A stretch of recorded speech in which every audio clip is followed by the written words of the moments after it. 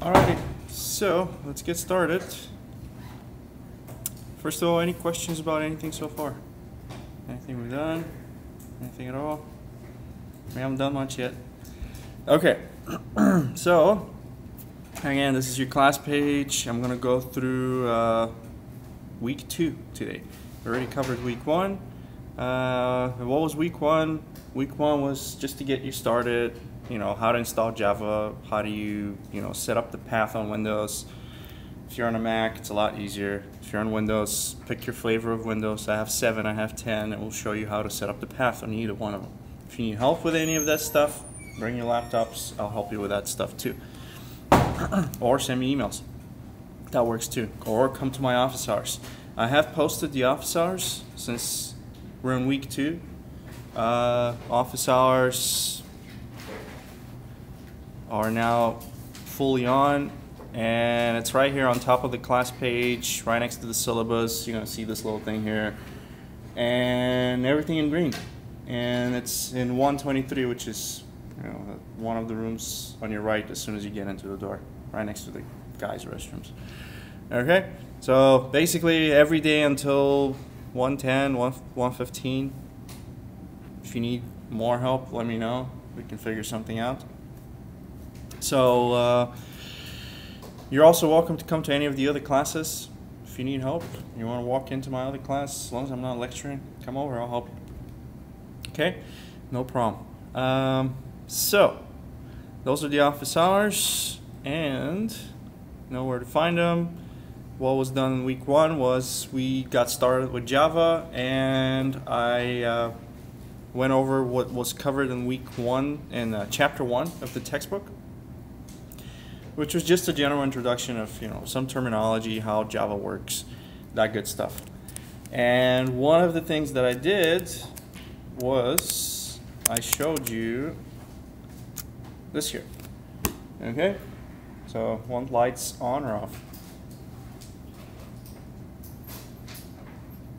On, off. I was actually ask a question. What's up? So what's the difference? I downloaded like Sublime 3 or something. Is there a difference between 2 and 3? It's a text editor. Yeah, I mean, I use 2. 3 is just as good. You can use 3, that's fine. Some things on Sublime, once you have it set up, you can compile from it, right? So first of all, yeah, Sublime is just a text editor. Whether you use Sublime 2, Sublime 3, there's a whole bunch of other ones in there. I couldn't tell the difference, right? I'm not even using the most recent Sublime version. It's probably something older. Anyway, so first of all, anyone want the lights off, or are you good like this? We're good? All right. So, first of all, typical Java program is, you start up with Sublime and you write class. The class name should be capital with a capital letter, so program name, right? That's the basics, curly brackets, and then you're gonna save this thing. First thing, save it. I'm gonna put it on desktop. Where am I gonna put it? In CSS 24, and I'm gonna save it with the exact file with the exact name as my class name. So my class name is program name. The program is going to be saved as program name.java. Okay, and that's that. And then now as soon as I save this thing, you're going to see Sublime change colors. So now it recognizes that it's a Java program. Somewhere here on the bottom it will tell you this is a Java program. All right. So and then you have to do public static void main string square brackets args. Right? You need this in order to have a working program. And at this point, you can already try to compile this thing. So if I save this, and now I'm going to go and navigate to where I have this thing saved. All right, let's go to desktop, and I'm going to go to the 24. If you're on a Windows computer, when you open the folder, just press Shift and right click, and that will allow you to, there's going to be an option that says open command window here or something like that. That way you can open up your terminal or command prompt, whatever you want to call it, inside the folder where your file is. It saves you from typing CD this to try to navigate to the folder where the file is. Okay? On a Mac, pretty much the same thing. You can enable these services things, so it shows you this new terminal tab folder, and then it opens up. It opens up exactly where I want it. Okay, so it's in the desktop, it's in the folder Fall 2017, and then in there's a folder CSIS24, and in there's these three things. There's the human class, human Java, and then program name.java. Okay, so let's try to compile the program name.java to see what happens. So I do Java C, program name.java, I hit the enter key, and as soon as I do that, there's another file that shows up called program name.class. Right? And then if I wanted to run the program, then I do Java program name, just that, hit the enter key, and then the program will run. If I did something to, if I told it to show something, it would have shown something at this point. Right? So this is how we compile and run this thing. So I'm going to copy this, I'm going to put it on top of your comments. All right? So this is how I compile it, how I ran it. Okay, so if I wanted to show some output, I do system.out.println and the obligatory hello world. All right, I can save this thing, go back to my command line, arrow up, that selects the Java C, compiles, arrow up, and there's your hello world. Okay, so we always save the file, compile it using Java C, and then run it using Java. Those are the steps. Okay, and you don't need any fancy IDE. Somebody was asking me, can I use Eclipse or some other IDE? Sure, if you want, go ahead. But in the very beginning, I would like you to be comfortable with doing this stuff. Okay. So be able to just write a program in a basic text editor and run it from the command line. Now you can do this without an IDE. Okay. Some things are syntax errors, right? So there's curly brackets and there's words that are changing names, like different colors and stuff like that. So what happens if I have typos? So instead of public, I have there's no U in there. All right. Save it. Let's try to compile this thing. Compile. No, doesn't know what that is. So something about identifier expected. It points somewhere in there, and it's not the easiest thing to understand. But if you've played around with Java long enough, you'll figure out. Oh wait, that's the error is there's a missing U in there. Okay, so that's an example of a syntax error. And by the way, the same way that I'm compiling here, Java C. If you are in Sublime and you have everything installed the right way, your compiler and all that good stuff, you can do Control B, and it'll compile right inside of Sublime and show it on the bottom. Okay, hey. So I like to do that. This works in Windows?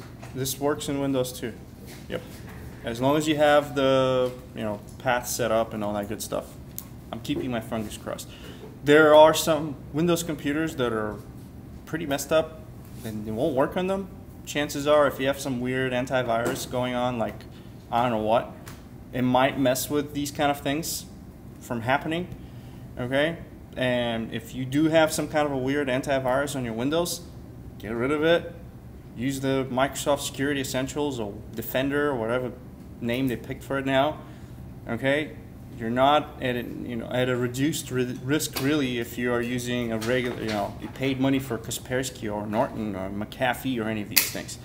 Okay, in fact, any of you know who McAfee is? Yeah, isn't he, he's on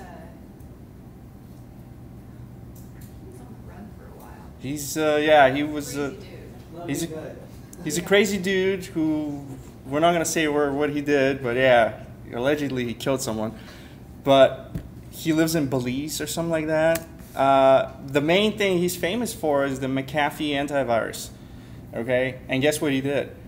I don't know who bought McAfee, or I don't know, it's Norton or some of these big antivirus companies. He actually went and he sued them for ruining his name because the product that he originally developed was actually good. And what they're having now is really not that good at all. So he sued them for basically messing with his reputation or whatever, and he won. Because he has a stellar reputation. Exactly, exactly. He might be killing people, but his software is good. Okay. Priorities. Exactly. He also ran for president, and his thing was basically, look, I'm the only one who understands this. You know, really? But anyway, vote for McAfee next time. So the point is, don't use an antivirus or it will mess with your program running, whatever programs you're trying to write. That's all I say. All right, so these are syntax errors which you can compile from Sublime just by pressing Control, or in Mac it's Command B, all right, and in the Windows it's Control C, Control B. It should work same way. Anyway, so syntax error prevents your program from running at all, right? And you stop right here. Other syntax errors are maybe I forgot my semicolon, right? Control B, right? Sometimes, a lot of times Java is very nice. It will tell you what the error is. Like right here it tells you, oh, there's a semicolon expected and it's right there. Sometimes there won't be a very meaningful error message. And it's just a matter of practice so you can discover how to troubleshoot these different error messages. Okay? All right, so this is the basic stuff so far. What else did I tell you about? Any questions? Okay. So other things are the comments on top, right? You need to have these 4 comments on top of every program. That's a bunch of your grade, right? So I need to have your name, the date, the program name, number, whatever, and description, right? What is the program supposed to do? So that when you look at your code, or anyone looks at your code, we know who wrote it, we know what the program is supposed to do, we know when it was written, right? Just basic standard way to document your code. Okay? So, right, that's the first thing, name, date, program name, and a description. Okay? And if you also want to, you can include an algorithm. And I don't know if I, did we talk about what an algorithm is last time? Anyone remember? Okay. Anyone, what, all right, what's an algorithm?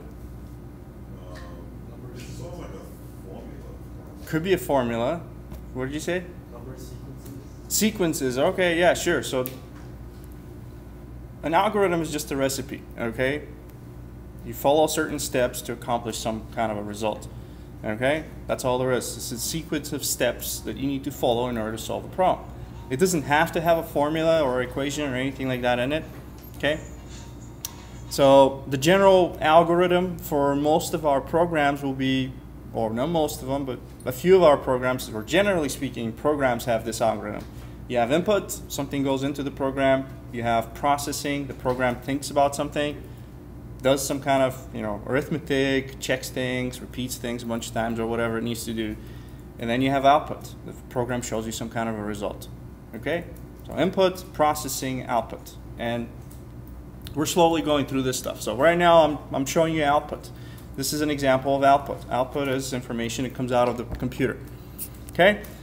So comments are just a way to document our code. They start with 2 forward slashes, just like with C++. Right? The syntax of Java and C++ is very similar. Yeah, comments do not affect your code. They're just an explanation for other programmers who read your code. And what else I have in there? The book, chapter 1, was talking about data declaration section. All right? So in here you have some kind of a data declaration section. Let's call this num. Right? Right? So some kind of a data that is relevant to this particular program. It's some kind of a number. That is the data. Okay? And there are different kinds of data. I didn't talk about that last time. Might as well tell you this time. Okay, so different kinds of data. Put that in there. Different types of data. Okay, we basically have numbers and we have text. Okay, let's leave it like that for now. Okay, so the numbers can be decimal numbers or whole numbers, right? So decimal number is something like 3.14, right? It has something after the decimal, and a whole number is something like 3, nothing after the decimal. All right, and I guess let's add also characters because there's a difference. Okay, so text is also known as string, which is anything in quotes. Okay, if you have done Python, in Python anything in quotes or single quotes or double quotes is a string. This is in Python. Okay, there's a text and there's a character. There's a string and there's a character. So a character is like a single letter. Single letter, for example, like A, right? Single quotes. Single quotes. All right. Example is this. Okay, and then what can be in the double quotes for a string? Whatever you want. Hello world, any kind of special character, spaces, underscores, whatever you want. Okay, the numbers, decimal numbers. The decimal numbers are, in Java we have double and we have a float. Okay, float is 4 bytes, double is 8 bytes. Don't quote me on it. Java might be different, but usually it's 4 bytes and 8 bytes. And it just means how big of a number you can store inside memory. Okay, if you want to have one with, 10 to the power of 16, 16 zeros or whatever, use a float. If you need 32 zeros, use a double. That kind of situation. Okay, and this here, so I am declaring a variable. This piece right here means declare a variable num. Okay, I'm just telling the program there's going to be this name called num, and I'm going to use it to store int. And what is int? Integers, whole number, which is something that doesn't have a decimal. Okay, so this is my declaration of a variable num. If I wanted to, I'll show you in a second, I can give it initial value. Okay, I can give the initial value here like that, but usually that's not where I do it. Okay, so this is me declaring a variable. It's important for you to know what that is, because let's try to do this. So instead of hello world, what I'm going to do is I'm going to show you the variable. I'm going to say, all right, num is equal to plus num. Okay, just like that. And I'm going to try to compile my program. Oops. Now it's saying non-static variable, num cannot be referenced. Okay, that's a good point. Let's do this.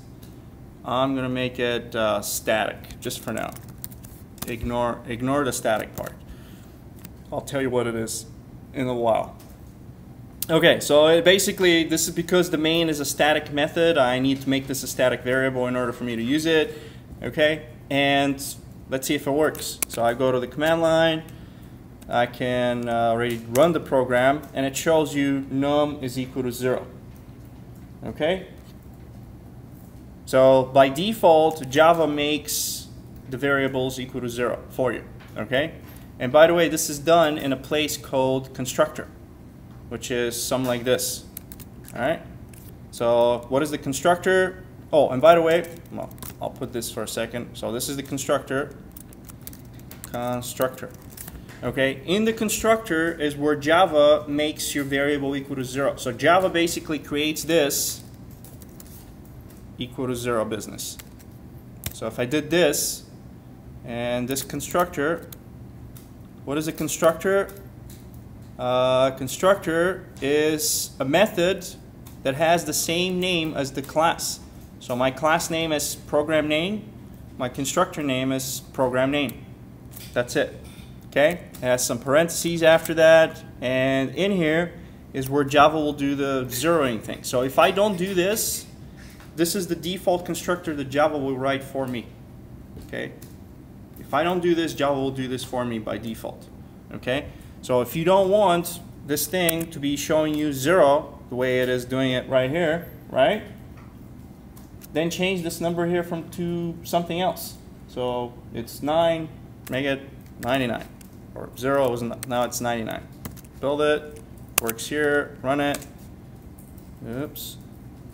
Oh, it's because I haven't used the constructor yet. Bad example. Okay, let's do this. So I'm going to change this to something else. A little more.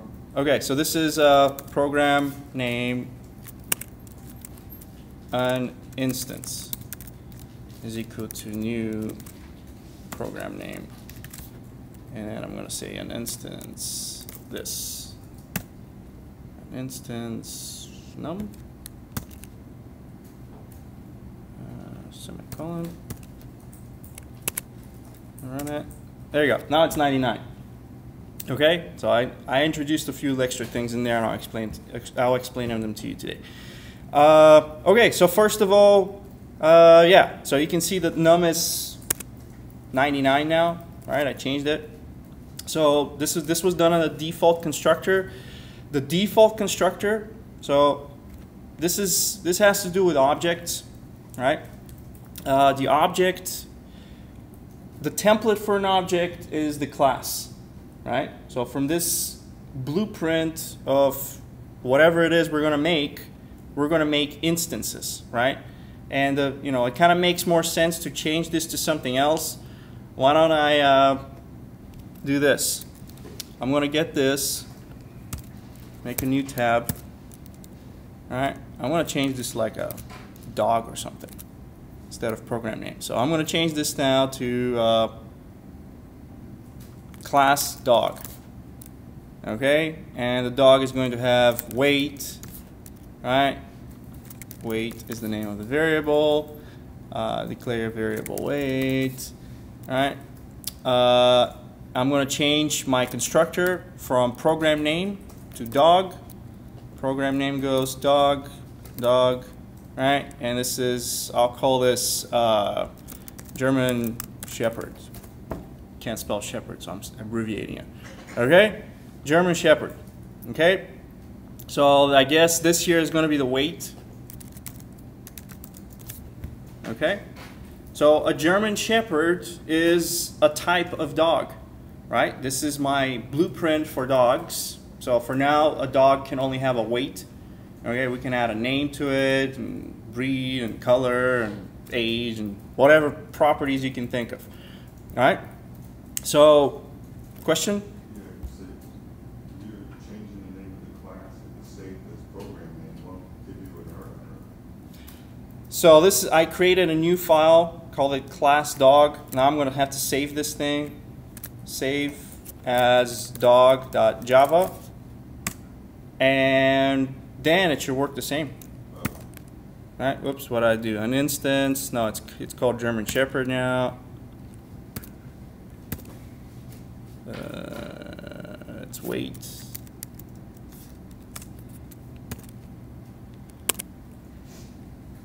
And yeah, whoops, German Shepherd, weight. Save, build, run. Damn it, why is it showing that? Oh, I'm running the wrong one. So run Java dog. There you go, weight is 99. Okay, so like I was saying, there are, anything can be an object, right? Table's an object, you're an object, dog's an object, okay? Do you know why the programmer lost his girlfriend? That's a joke. Because he treated her like an object? Okay. So, I have more about objects, but that's later. So, anyway, this is, right? So this is an instance, right? So an instance, this here is a type of dog object, right? A type of dog, so this is a new object or instance, Okay, so we already have the blueprint for a dog, and this is a German Shepherd, which is, you know, it's got 99, weight of 99. Okay, and then maybe later on I'm going to create a different kind of a dog. And you know, for if I am creating dogs with my default, by the way, this here, when I say new dog right here, this calls the default constructor. So as soon as I'm making a new instance of the dog type, I have to follow this syntax. Dog instance name is equal to new dog, right? And dog is just the name of my class. Okay, when I do this new dog business, we automatically call this dog constructor, which is how we make the weight of the German Shepherd equal to 99. Okay, if I don't have this, all right, I'm just going to take this out. Right? Remember what Java does automatically? What is the value? Sets it to 0. If you don't believe me, compile, run this thing again, and now you can see the weight is 0. Okay? So, I'm going to go back, undo this, and by the way, the shortcut for commenting out stuff in Sublime is command or control /. And you can turn on and off the stuff, easy. Okay? So now let's say I want to make another instance, but this time, okay, what I'm going to do is so make a new instance of a dog, but give it specific weight. Right? So I can make a million dogs if I wanted to, but if I only have this piece of code written for the dog, all dogs are going to be with the weight of 99. So what I'm going to do is I'm going to do an explicit constructor. Explicit constructor, right? And what is the explicit constructor? Well, it allows you to enter a, let's say, what is this? Int new weight, right? And I'm going to say weight is equal to new weight. Okay. And then I'm going to make a new dog now. New dog instance. And I don't know, what's a small breed of dog? Corgi. Huh? Corgi. How do you spell that? C-O? C-O-R-G-I. All right. I'll take your word for it. So this is a dog of this breed kind equals new, and how much does that thing weigh? Huh? 5 pounds, 20 pounds. All right, 20 pounds. All right. So now we made a new instance of a dog. It's called Corgi, and it is 20. That's how much it weighs. Okay. So when I do this, new dog 20, this piece here, this calls the explicit constructor. So what happens is I'm saying, okay, we're going to call this constructor here. As soon as I call it, this variable, new weight, becomes equal to 20.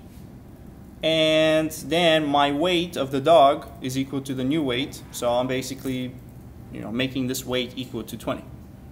Make sense? Any questions? You sure? All right. So default constructor, explicit constructor, how we make new instances, right? These are the instances, German Shepherd, Corgi, right? And this is how we create them.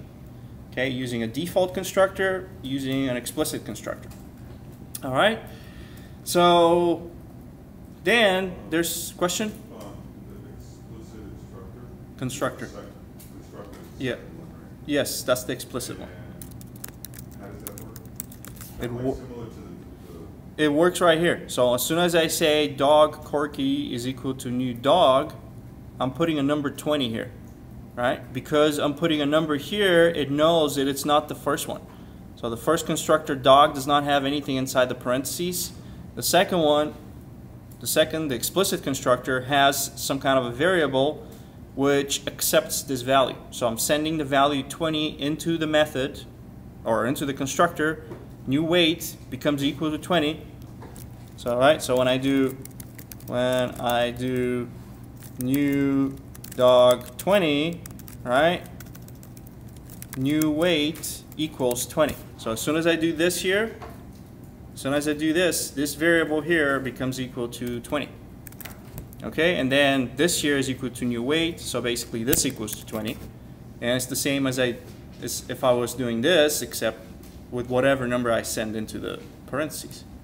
Are the constructors, the constructor and the explicit constructor done above the name all the time? Yes. Constructors, methods, generally in Java, you put them before the main.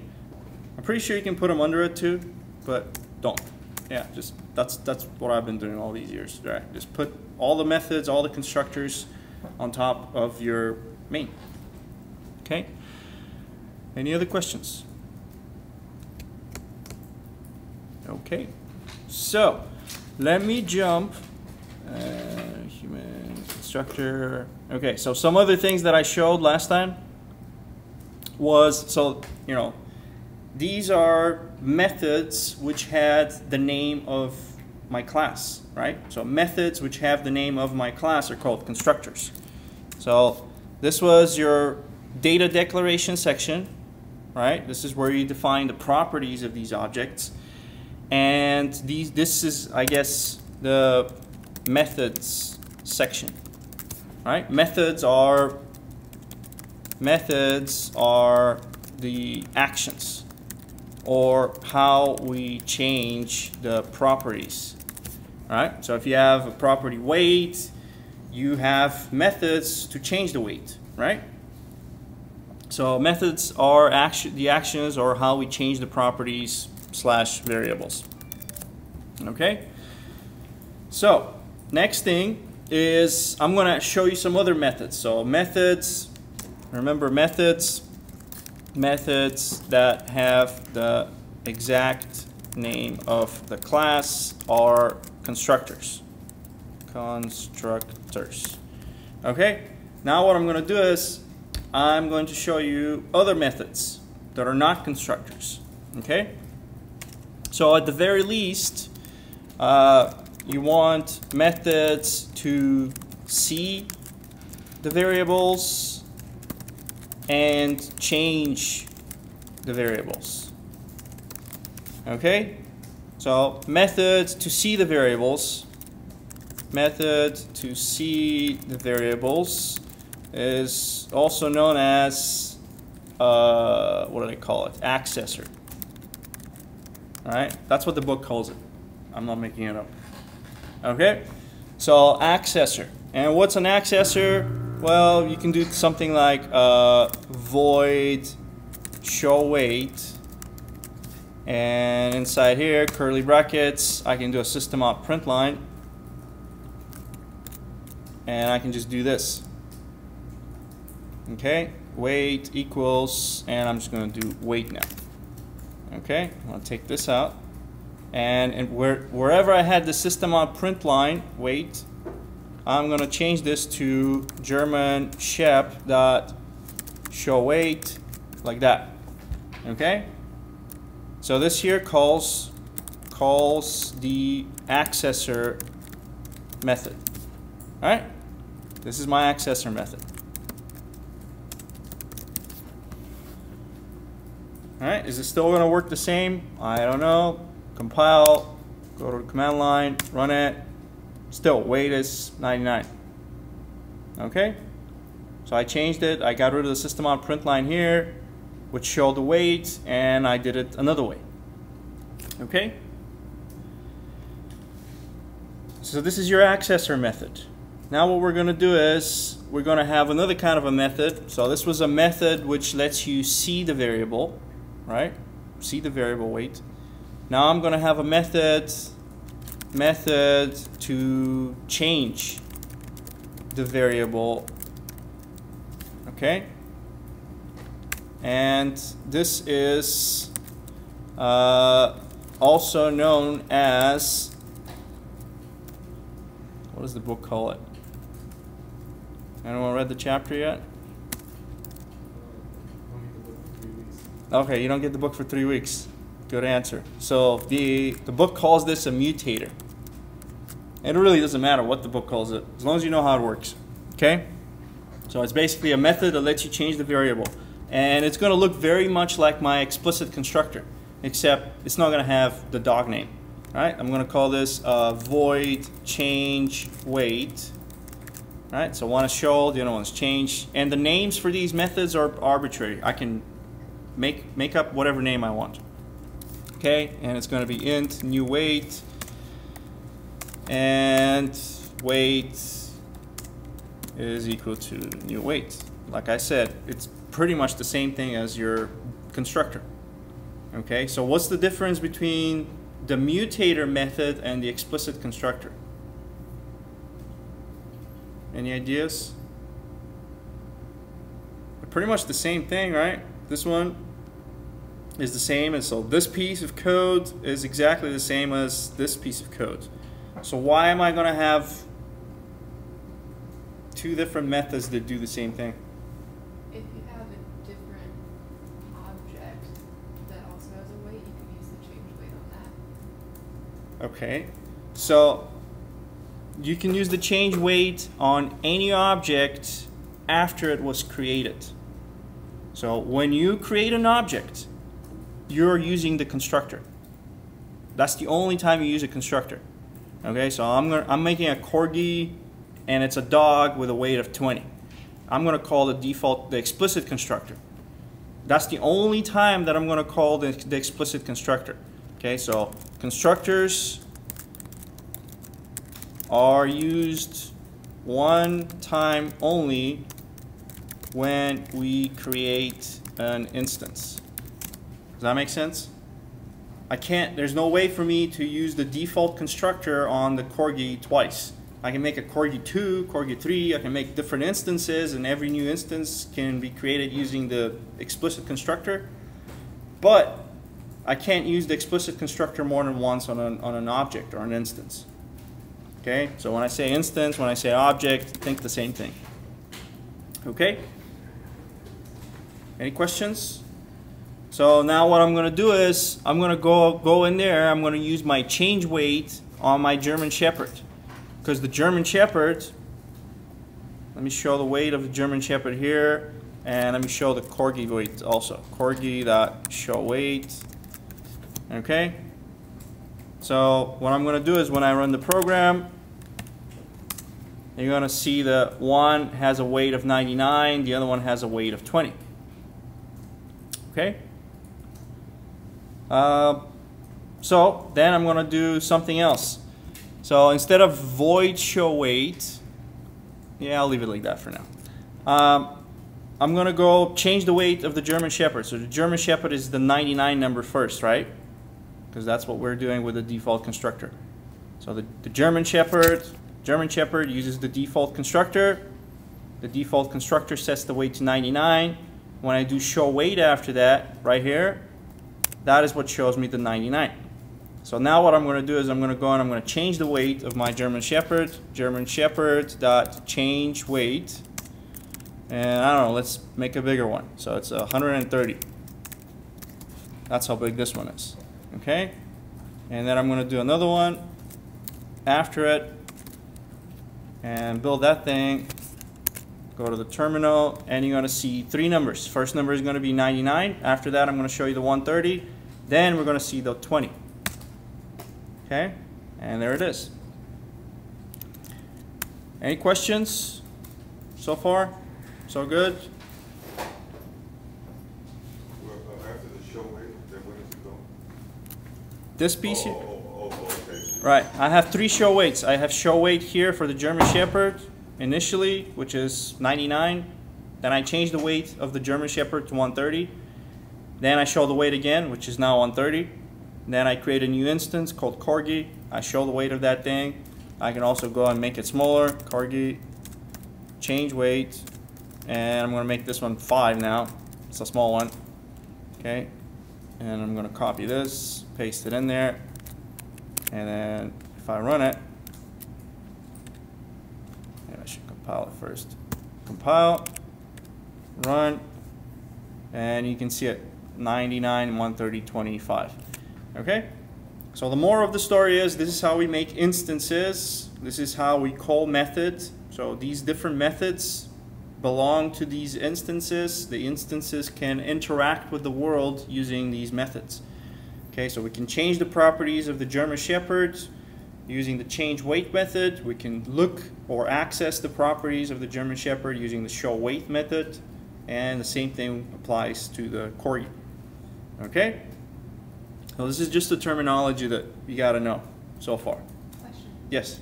How would you show the name of the instance in the output so you can tell the difference between all of those lines? Okay, I would do something like this. I mean, there's no, okay, there's one thing that I added last time, this here, and it's still not going to show you the, okay, so let's do this. I'm going to say, you can't really show the name of the instance, you can show the memory address of the instance. Watch. So let's say I do system out println, right? Good question. So let's say I want to show you German Shepherd equals plus German Shepherd, just like that. Right? That's kind of what you're going for, right? Okay, so what I'm going to do is, let's see what does it show. German Shepherd equals what? German Shepherd equals dog at 6D06D69C. It's a memory address. Okay, so that's the closest to the name of the object you can get. You can see that it's a dog class and it's one of these, right? It's like some memory, it's the dog object stored at some place in memory. Okay, that's the closest thing we can do, right? And I can show you the same thing for my the corgi. Never heard of that breed, by the way. Corgi. Is it? All right. I know nothing. So let's have a look at the memory address of that thing. All right, and you can see that the corgi has a different memory address. It's still a dog, but it's stored someplace else in memory. And the memory addresses are not next to each other, so that it's not going to have to be like, oh, this one is 69C and the other one is going to be 70C or something like that. They're not next to each other in memory. They're just all over the place in memory. Okay? So if you don't want to see this memory address of your object, okay, that is where you go and you write your toString method. All right, so if I copy this thing here, paste it in my so this here, I should have done this. So let's say get this. All right, so the below shows as false. So it shows this, just so we remember. Okay, so German Shepherd is this, corgi is this, right? So, and this is without the toString method. Okay, without the toString method. Now what I'm going to do is I'm going to go and I'm going to add the toString method. I go in there and go to the dog.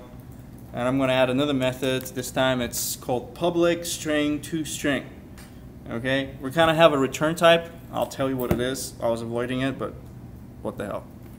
So string is the return type, right? So this means string is what the method is going to return. So this piece here is the return type.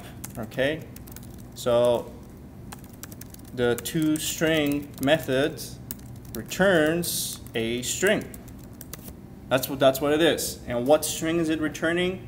It's returning this big string. Okay, and what we're doing here, no age, it's weight. So the object has weight equal to weight. Okay, so what I'm doing here, just so you know, this piece is called string concatenation. It's basically making one big string out of this. So we have one string and we have something else next to it. When you have a number next to a string, Java does automatic casting. If you've done other languages like Python or C++, you have to do things like, well, this is a string, if you remember that part, right? So you have to do this in Python. In Java, Java does this automatically. So it does a string concatenation, which means we make one big string. Okay? So another example of string concatenation. Okay, example of string concatenation is, let's say we have name1 is equal to Alex, right? And you have name2 is equal to ST with a dot, right? Then if I wanted to do this, if I wanted to say name3 is equal to name1 plus name2, what this thing actually equals to is Alex ST, like that.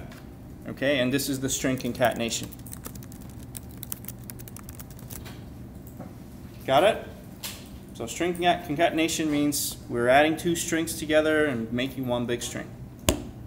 Okay, so that's what I'm doing here, and I'm returning the string, and I'm going to show it again.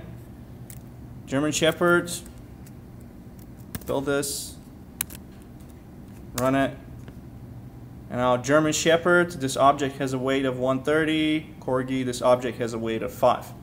Okay, so the toString method, this method is like a predefined method that exists in Java. And if you want to override the default way that an object or an instance shows itself using this memory address, right, then you do the toString and then you override it, and then it shows like this. Okay, so I'm going to put a little comment underneath. So with the toString method, the above shows as this. Okay.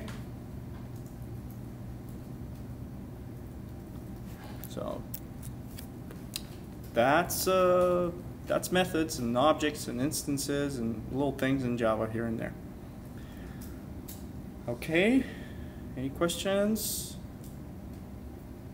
All right, so what I'm gonna do is, I think that's pretty much all I went over last time. I pretty much went over all these things. Now let's look at the class page and what the book has to say about things. Okay, so this is the little something I got for you. This is the summary for week 2, or chapter 2 of the textbook.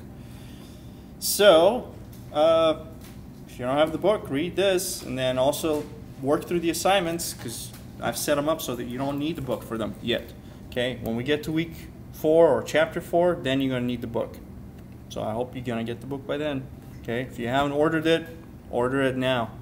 Okay, and in case you're wondering what the book is, because there was questions about that stuff, you know, what's the most reliable place to get the textbook? Well, Amazon, right? Amazon's good. You go in there, go down, there's a picture of the textbook somewhere in there. Here it is. Okay, get your ISBN copied, copy this thing. Alright, just paste that thing and Google it.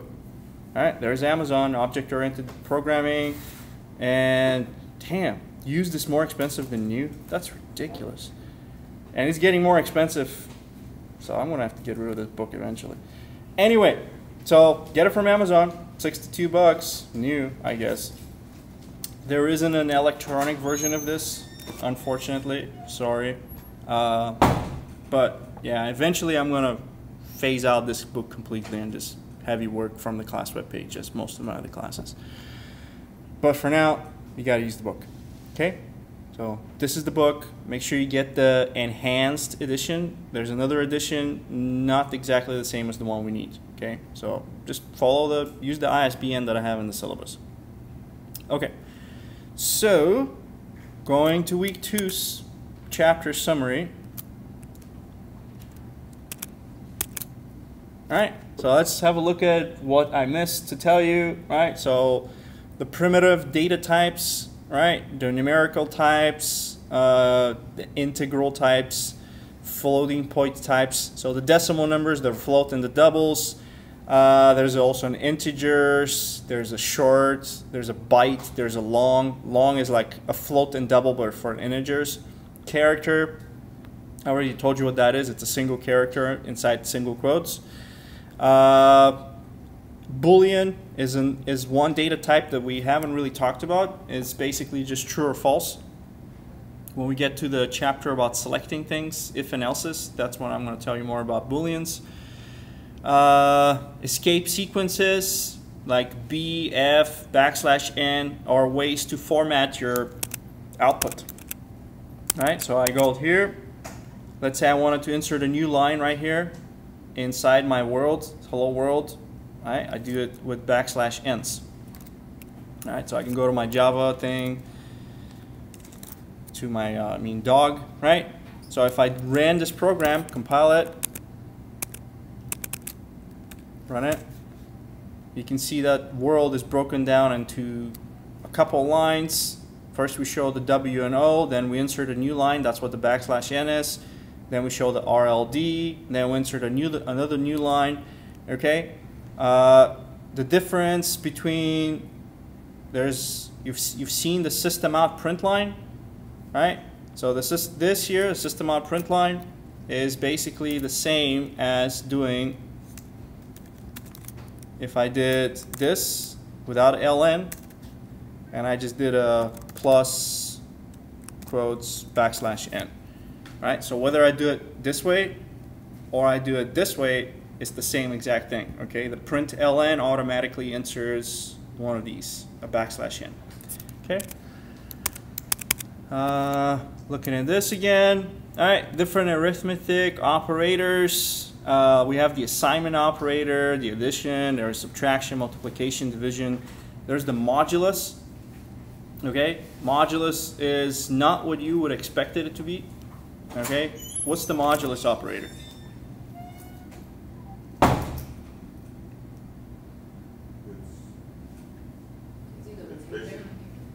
Remainder.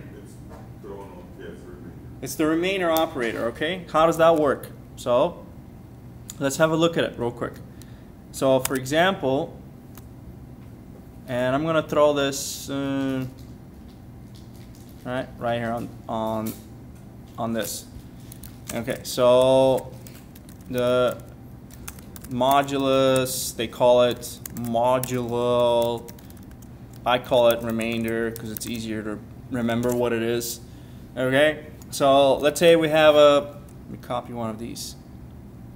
We have a system out print line, and I have let's just show some operators. So let's say I have an 8 divided by 3. Okay, what is that going to give me? 8 divided by 3. 2. Hopefully. Compile, run it. 8 divided by 3 is 2. Okay, so it does integer division. It does not do decimals. Okay, I mean it does, yeah, it does not do decimals. So if I change this to 8.0, 3.0, 8.0, 3.0, I build this thing again, I run it again, notice what it shows now. When I did 8.0 divided by 3.0, it shows you the decimals. Okay, this one's different from Python, I think. Okay, Python will not do this kind of stuff. If you try to divide one number by another number, it will show you the decimal. Okay, C++, C, Java will do this kind of integer division business. So be careful. You can have some kind of a very neat formula going, and then you have like 3 divided by 8 or 3 divided by 4 or something like that in there. And what is that going to come out to? 3 divided by 4 and 0. 0. It will be like 0 point something something. It will cut off everything after the decimal, and then you're going to be left with a 0 for the whole thing. Wrong answer. Okay, but that's not what I wanted to tell you about. This is not the modulo or remainder. The remainder is this piece here. So let's say I have 8 modulus 3. It will actually come out to be the same, but oh, what the hell. build, compile. So 8 modulo 3 comes out to be the same as this. Okay. Now let's do another one. Let me do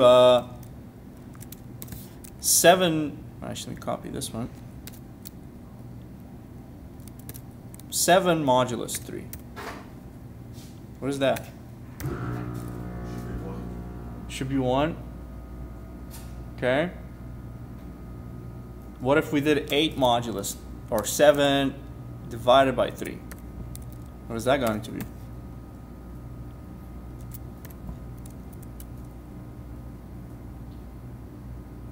2, right? So if I did this, this one's going to give me a 2. If I did this, I'm going to get a 1, you're saying, right? And I'm agreeing with you. Let's run it. Run it. And 7 modulus 3. Oh, I forgot to change this here. That's it. Divided by 3. Build. Run. All right. 7 modulus 3 is a 1. 7 divided by 3 is 2. Okay? So if you don't know how the modulus works, at this point you're confused. Right? All right. So the question that I'm asking for the modulus is this. How many times does 3 fit into 8? How many times does it fit? 2 times, right? So 8 minus 2 times 3 is equal to 8 minus 6, which is 2. That's why this one here gives me a 2. Okay, same question that I'm asking here with that when I have the modulus 7 thing, right? So how many times does 3 fit into 7? 2. Okay, so 7 minus 2 times 3 is equal to 7 minus 6, which is 1, which is how I'm getting this one. Okay? All right, so let's do another one. Let's do, let me copy this whole thing. So let's say I have 6 modulus 3 now. What is that? 0. How many times does 3 fit into 6 is my question. Right? So, and the answer is 2. So 6 minus 2 times 3 is equal to 6 minus 6, which is 0. Okay, so yep, that should be a 0. Let's do one more. And this time we're going to do a 5. 5 modulus 3, 5 modulus 3. Alright, same question. How many times does 3 fit into 5?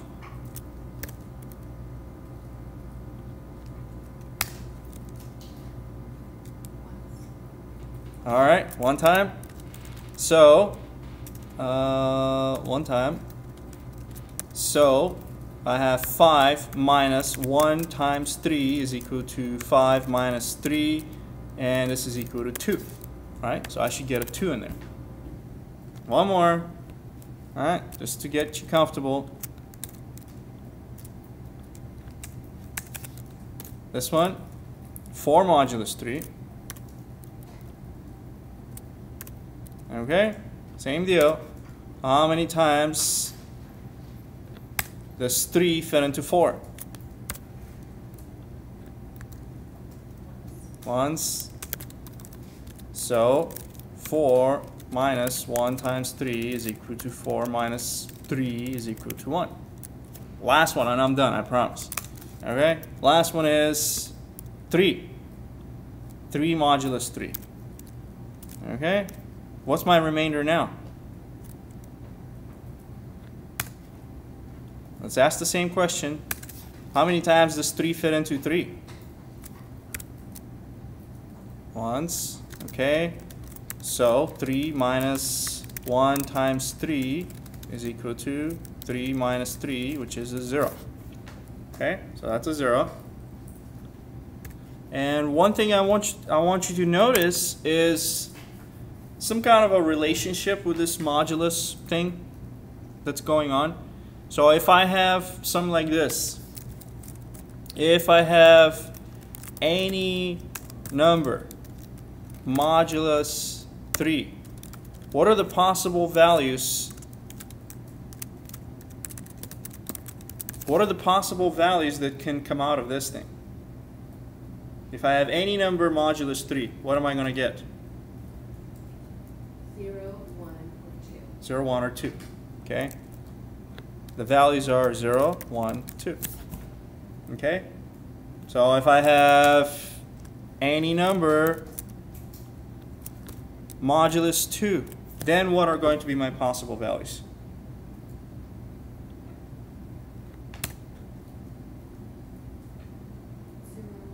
0, 1. Okay? So this stuff is useful if you want to see, alright, we want to show like every 10th number, or you want to see if a number is odd or even, right? All the odd numbers are going to have a remainder of 1, right? If you have any number modulus 2 and the remainder is 1, then that any number is odd. If you have any number modulus 2 and that thing is a 0, well, that number is even. Okay? So that's one practical application. Another practical application is when you go to the next class, which is the data structures class, Java 27, Java 2, which I also teach. We're going to be doing dictionaries and hashing and those kind of things, which is actually also used in encryption. And we're going to use this stuff. We're going to use the modulus in there. But nothing fancy, but you know, it has its own application all over the place. Just so you know. So that's the modulus remainder operator. Okay, that's what the book's talking about. Now we know about it. Not to mistake it with the division operator. Okay, the precedence operator precedence is just the same way as in math, right? Multiplication, division, the modulus are first, then you have subtraction and addition, and then of course if you have parentheses, those get honored first. I already told you about string concatenation. Adding two strings together results into one bigger string. Okay, variables, declaring the variables and initializing the variables. Okay, so the constructor is, remember we had a constructor. This is where we're initializing the variable. Initialize the variable weight. Okay, that's what the book talks about. Alright, so initializing a variable is when you're giving it a new weight, a new value. If you don't initialize your variables, Java will initialize them for you, make them all equals to 0. So if you don't want that, change the constructor, which you probably will have to. Okay, you can also declare and initialize a variable all on the same line. So let's say I want to go in there and I want to do, right after this, I want to declare and initialize a variable. Okay, so I'm going to say, all right, int num is equal to 10. I just did. Okay, I declared it and I initialized it to 10. Okay, so you can do that. You don't have to do it. First declare the variable and then have a constructor, and then in the constructor is where you initialize it. Okay, there's different ways to do stuff in Java. Okay, so this is declaring and initializing a variable. Okay, the classification of different variables. So, I'm not going to talk about static yet, because I think that's not in this chapter, so I'll gradually introduce it. So, you have instance variables, you have class variables, you have local variables, and you have parameter variables. So, I have shown you everything except the class variable.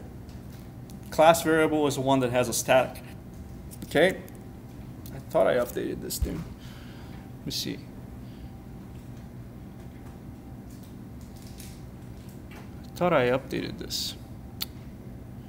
Whatever. So, I'll tell you what's what. This here is called an instance variable. Instance variable. What's an instance variable? Well, every object or instance that we create has its own weight. You already saw that, right? One dog has one kind of a weight, the other dog has another kind of a weight. So each dog has its own weight. That's why it's called an instance variable, because it belongs to the instance. Every instance has its own. Yes? Okay. So this is an instance variable. So what's an instance variable? Instance variable is declared before and outside all the methods. Okay? And instance variable can be used, seen, changed inside all of the class methods. Right? So you already saw that. I'm changing weight here, I'm changing weight here, I'm showing you the weight here, and I'm changing the weight here again. So I can change it, I can see it from any method inside my class. That's an instance variable, right? It's declared before and outside of any other method. All right, so this is the instance variable. Now there's another kind of variable, like this int weight business here. That's an example of a parameter variable. All right, this is a parameter variable. What's a parameter variable? It's a variable inside the parentheses of a method. That's it. Okay? So that's a parameter variable. And this variable that I created, I should have put this at the top. I'll leave it here. I'll put it right here. This. Okay? This one here is a local variable. Okay, what's a local variable? A variable that is declared inside of a method. Okay, and this local variable can only be seen, used, changed inside of the method where it was declared. Okay, so that means if I go, let's say I want to try to use this variable num inside, I don't know, here. Num. Okay, let's try to compile this thing. Nope. What is it telling me? Cannot find symbol num. It doesn't know what num is. Why is that? Because I declared num inside of my main, which means that this is a local variable that is only visible, usable, changed inside of my main. Okay, if I wanted to show the num here, no problem. If I wanted to show it somewhere else, can't. Okay? So, do you understand? Local variable, instance variable. So, what kind of a variable is my parameter variable then? Is it a instance or local? What kind of a variable is this?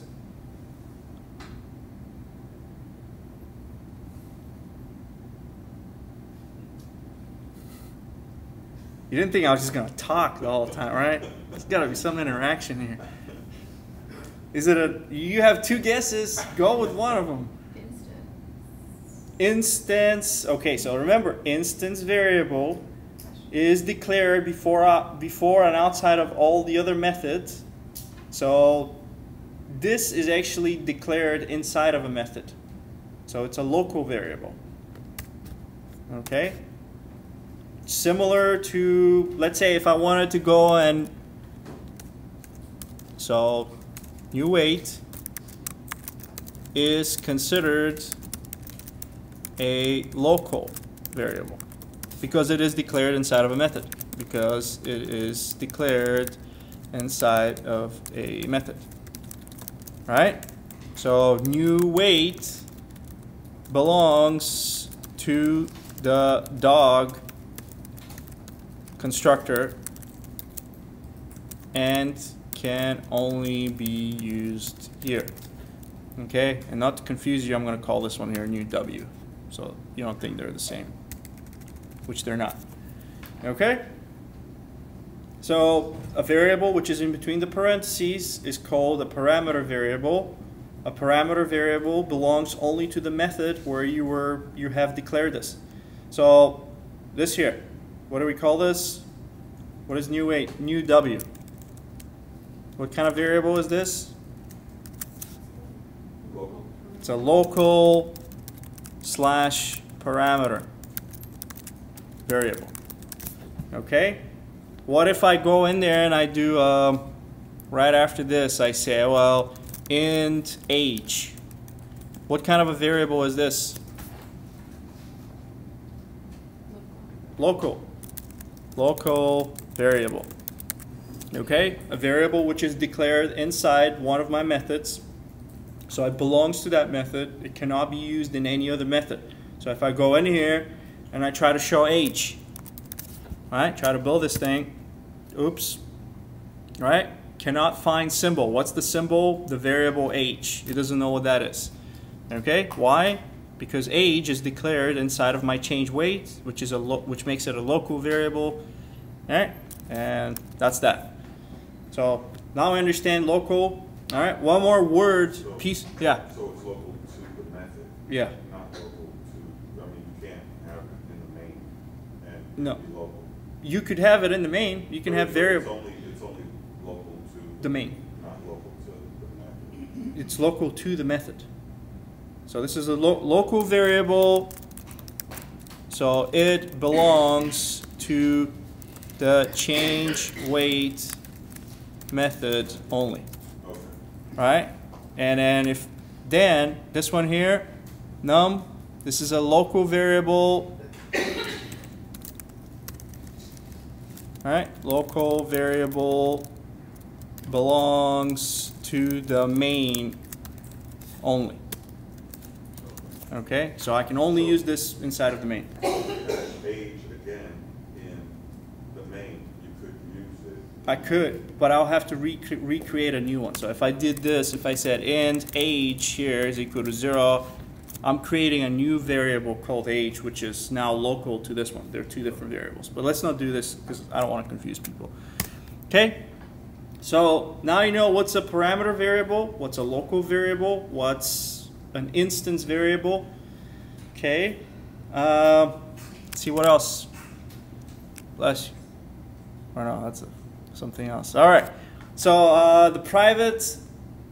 Okay, the private. You're gonna see the book use private all over the place. Like they have private and public all over. So like they would make these things private, right? And they'll make this here public. All right. So I think by default Java does this, which is why I don't do it. Okay. Plus I don't want to confuse you with more extra things that require understanding. Same thing with the classes. You can have a public class. That's what the book does most of the time, right? Public class this, right? Okay, so this public-private business is for visibility purposes. So you can have multiple Java programs, just like I have human here and dog there, right? And they're all maybe in the same folder, right? Well, the different classes or Java programs can interact with each other. And if I make the variables private, that will prevent one class to mess with the variables of another class. If I make it public, then one class can go and change the variables of another class.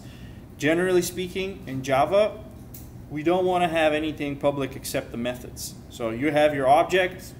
Imagine the object is like a ball. Inside of the ball, there's a bunch of variables. The outside world is not allowed to reach inside of the ball and mess with my variables. The only way that the outside world is allowed to interact with my properties is through the methods that I defined. So you can change the dog's weight only the way I told you, or only the way I wrote in the change weight method. Okay? That prevents the outside world from messing up my data. Okay? So in Java, private variables, public methods, that's how it's supposed to be. And that's what this thing talks about, right? Private, public, okay? Creating objects, I already showed you how to do objects. Creating objects is called creating an instance, or also known as instantiating an object. In other languages, if you create a whole bunch of different objects, eventually they just occupy places and occupy space in memory, and you have to go in there and start deleting them. Like in C++, there's memory leaks where you can have a program running, and then it sucking up all your existing memory and then making your computer crash, possibly. Not in Java.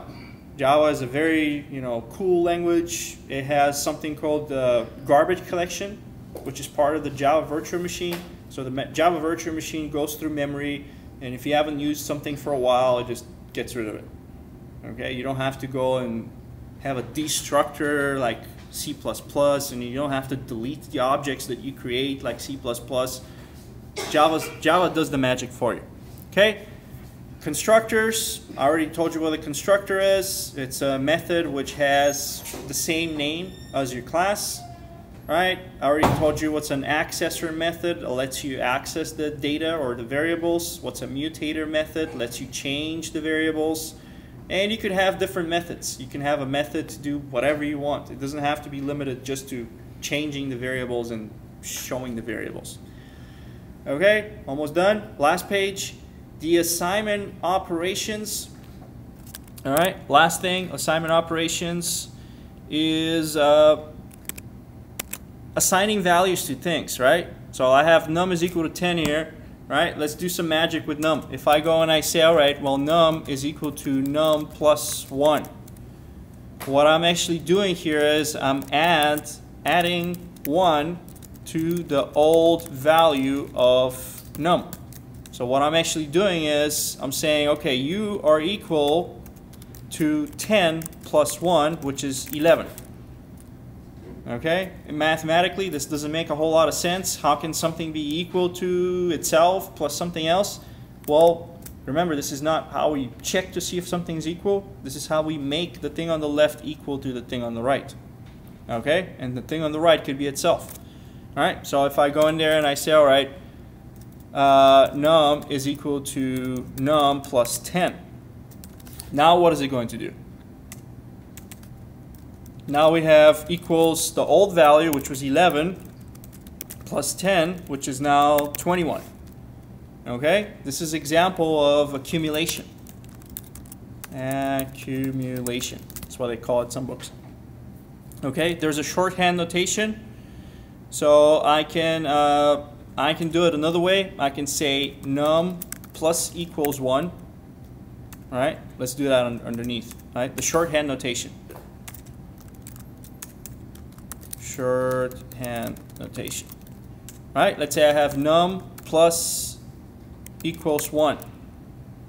Okay? This here is the same as saying num is equal to num plus 1. Okay? There's another shorthand notation, and this is something we didn't have in Python, and that's the plus plus. I like the plus plus. I don't know why Python, being as lazy as they are, didn't have a plus plus in there. Plus plus is just even shorter way to add 1 to the existing value. So it's the same as num is equal to num plus 1. Okay? We can also do num plus equals 10, which is the same as num is equal to num plus 10. Okay? Any questions? One thing is you can only have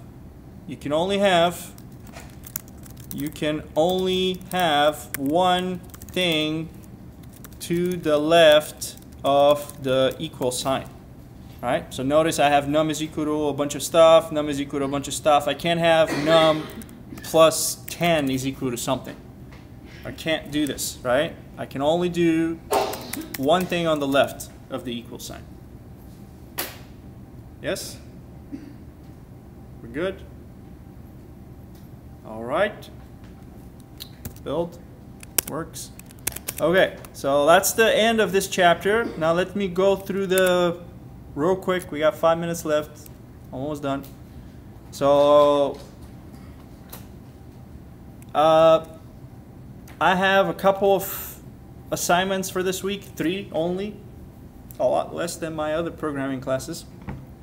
Consider yourself lucky. So what we're going to do is you need to understand all the material in this chapter, blah, blah. I have some examples in there. Clown, dog, human, I guess. I don't know what else I've made up in the past. Okay, so you're going to type up the sample program below and get it to work. Again, I took, the liberty of, providing these so that you don't need the textbook. This is a bunch of, I guess, arithmetic stuff. Put comments on top of the program indicating which program you did, name, date, all that good stuff. Okay, remember that at the bottom of your programs, so this is my program, right? I'm going to go in there, I'm going to test run it. Java dog, right? This works, right? I'm going to copy this whole thing here. Copy.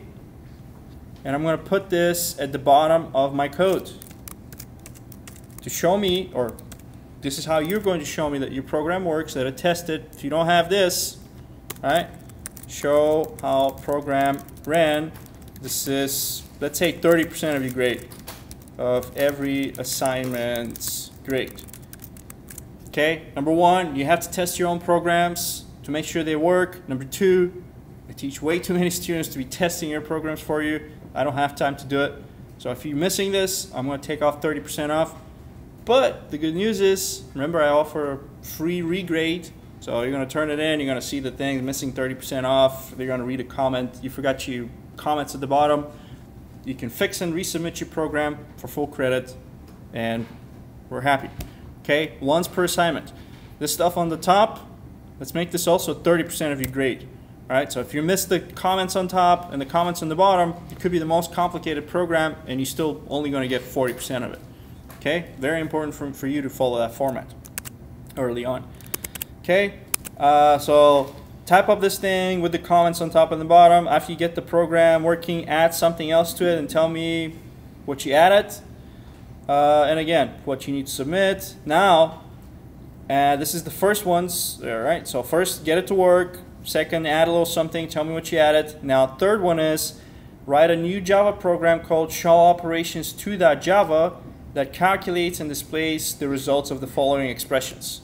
So it's basically same thing that you see here, just make another one, but change the numbers a little bit, but a different class name and all that good stuff. Okay, so that's the first one. Second one is again, you have a sample program, type it up, including all the comments. When I say all the comments, I mean all the comments, right? Because I explain to you in them what's happening, and it's a good way for you to retain the information if you type it up. All right, that's why I'm asking you to type all the comments. And then once this thing is working, you're going to add another method. You're going to add a mutator method called change length, which sets length equal to new L. I already showed you how to do this kind of stuff. All right, that's basically where's this thing? That's like this, right? Change weight, right? Same kind of thing. And you're going to call it from the main and make sure it works. And I show you in the example program how to do that too. Okay, that's the first one. The second one is then, so this is the first one. Second one is write a new program called Circle Java. So you're going to use the example that I have given you to create a new class called Circle. The constructor is going to be Circle, which makes the radius equal to 10. Remember, Java will make them equal to 0 unless you give it a different value. That's the different value. Write a toString method, which returns this. Circle has a radius of this. And again, I provide a toString method here in the previous example, so you know how to do that. And you need a mutator called changeCircle, which allows you to change the circle. And you already have a mutator method here as an example. Plus, you have a mutator method that I just showed you. So, it should be good. Okay, that's the second one. Last one, and I'm done. Sorry, I'm going over a little. So, I'll type up the program below, if it ever shows. There it is. All right. So, you have a sample program, type it up, including all the comments. And then it adds two methods. One is called decrement. The other one is called decrement by. This one decrements by -1 every time. This one decrements by something else, right? How do we do this? It's basically the same thing that we did with accumulation, right? So if you want to, all right, decrementing decrement is, let's say you have num is equal to num minus 1, right? You can have num is equal to num minus 10. You can have num minus equals 10, right? That's the same as num is equal to num minus 10. You can have num minus equals 1, which is same as num is equal to num minus 1. You can also have num minus minus, which is same as num is equal to num minus 1. Okay, so that's the decrementing business. You just got to put it in a method. You get stuck, come see me in the office hours, send me your emails, all that good stuff. Everything that I wrote here today, I am going to save it, and I'm going to post it on the class webpage, including the video that I recorded of all this wonderful stuff. Okay, thanks for coming. Sorry for keeping you 2 minutes after, and hope to see you next time. Okay, if this is your first programming class, make sure you come to the class. Okay, those guys that are taking off early, it's not going to look good for them if they keep doing that. Okay, unless they have programming experience already. Okay, so come to class, keep up with the assignments, don't procrastinate. This class does not have a whole lot of work with it, but treat it like a math class. Okay, all right, that's all.